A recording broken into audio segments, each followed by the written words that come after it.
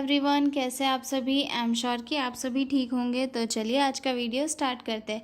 आज के वीडियो में हम डील करने वाले हैं एक इम्पॉर्टेंट क्वेश्चन, जो है emergency drug used in resuscitation. मतलब जो रिसक्सिटेशन होता है उस टाइम पे कौन कौन से इमरजेंसी ड्रग यूज़ किए जाते हैं उनके बारे में। ठीक है, तो सबसे पहले इंट्रो देखते हैं। ठीक है, introduction. Emergency drug are medication administered during life threatening situation to stabilize a patient condition, restore vital function and prevent further complication। Emergency drug क्या होती है? इमरजेंसी ड्रग एक ऐसी मेडिसिन होती है जो पेशेंट को उस टाइम पे दी जाती है जब वो मरने वाला होता है।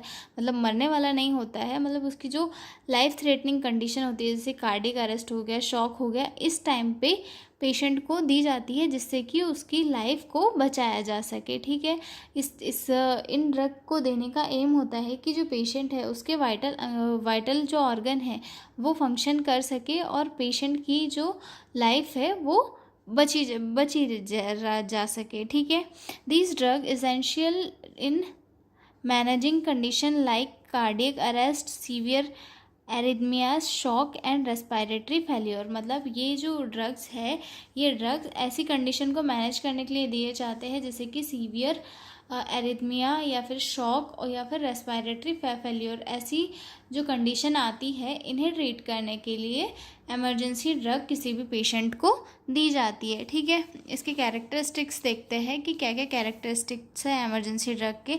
फर्स्ट है, these drugs act quickly to address critical condition. ये जो ड्रग्स है ये बहुत ही स्पीड से वर्क करती है क्रिटिकल कंडीशन में और जल्दी से जाकर अपने टारगेट ऑर्गन पर वर्क करती है और उसकी फंक्शनिंग में हेल्प करती है। मोस्ट आर गिवन इंट्रावेनसली और इंट्रा ऑशियसली, मतलब IO for immediate effect. Most of the drug है वो इंट्रावेनसली दिए जाते हैं जल्दी से वर्क करवाने के लिए। ठीक है, effective in small doses to minimize side effect. मतलब ये जो इमरजेंसी ड्रग होती है ये काफ़ी इफ़ेक्टिव होती है। अगर इनका स्मॉल डोज भी दिया जाए पेशेंट को तो भी ये पेशेंट की बॉडी में जाके अच्छे से वर्क करती है। Each drug targets a particular condition और सिम्टम्स। मतलब हर एक ड्रग का एक पर्टिकुलर टारगेट ऑर्गन होता है और पर्टिकुलर सिम्टम होता है जिन पर जाके वर्क करती है। ठीक है, कॉमनली यूज्ड इमरजेंसी ड्रग के मैंने कुछ नाम लिखे हैं, इनका ये जो यूज़ है और एक्शन भी लिखा हुआ है, तो हम इसे स्टडी करते हैं। तो सबसे फर्स्ट है एपिनेफ्रिन। एपिनेफ्रिन इसे हम एड्रेनलिन भी कहते हैं। इसका यूज़ जो है कार्डियक अरेस्ट में किया जाता है, एनाफाइलैक्सिस में किया जाता है और सीवियर हाइपोटेंशन में किया जाता है। इसका एक्शन क्या होता है? Stimulate heart and blood vessel to increase heart rate and blood pressure. इसका जो जब हम एपिनेफ्रिन किसी पेशेंट को देते हैं तो वो ये हार्ट को स्टिमुलेट करता है, मतलब वर्किंग के लिए जगाता है और ब्लड वेसल को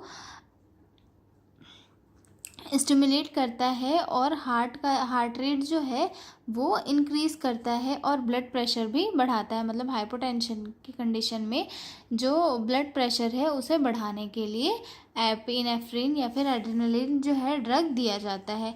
उसके बाद आता है सेकेंड ड्रग पे एट्रोपिन। एट्रोपिन का जो यूज़ है वो सिम्टोमेटिक ब्रेडिकार्डियकली यानी कि स्लो हार्ट रेट के दौरान किया जाता है एट्रोपिन का यूज़। इसका जो एक्शन है ये वेगल एफर्ट्स को ब्लॉक कर देता है और हार्ट रेट को इंक्रीज़ कर देता है जिससे कि पेशेंट की लाइफ और जो वाइटल ऑर्गन है उनको सेव किया जा सकता है। ठीक है, अगला जो है वो है मैग्नीशियम सल्फेट। मैग्नीशियम सल्फेट का यूज़ किस लिए किया जाता है? मैग्नीशियम डेफिशिएंसी के कारण किया जाता है और कुछ अरेथमियास में किया जाता है। ठीक है, इसका एक्शन क्या है? ये बॉडी में फ्लूइड और इलेक्ट्रोलाइट के इम्बैलेंस को वो मैनेज करता है, मतलब बैलेंस कर देता है और जो हार्ट की रिदम्स होती है उन्हें मैनेज करता है, मतलब एक बैलेंस लेवल में लाता है। ठीक है, अगला जो पॉइंट है वो कैल्शियम क्लोराइड है। कैल्शियम क्लोराइड कब दिया जाता है? हाइपरकैलेमिया में दिया जाता है, हाइपोकैल्शियमिया में दिया जाता है, कैल्शियम चैनल ब्लॉकर के ओवरडोज के दौरान दिया जाता है। ये जो इनका एक्शन है restore calcium levels improving heart function. मतलब ये कैल्शियम के का जो लेवल है उसे मेंटेन करके रखता है और हार्ट की जो फंक्शनिंग है उसे भी मेंटेन करके रखता है। ठीक है, तो ये जो वीडियो था ये काफ़ी शॉर्ट वीडियो है क्योंकि क्वेश्चन जो है सिर्फ 2 नंबर में पूछा गया है, इसीलिए मैंने इसे शॉर्टकट में निपटा दिया है। तो अब हम मिलेंगे अगले वीडियो में अगले क्वेश्चंस के साथ। अभी हमारे पास ज़्यादा टाइम नहीं है तो हम क्वेश्चंस को ज़्यादा डिटेल में नहीं ले सकते।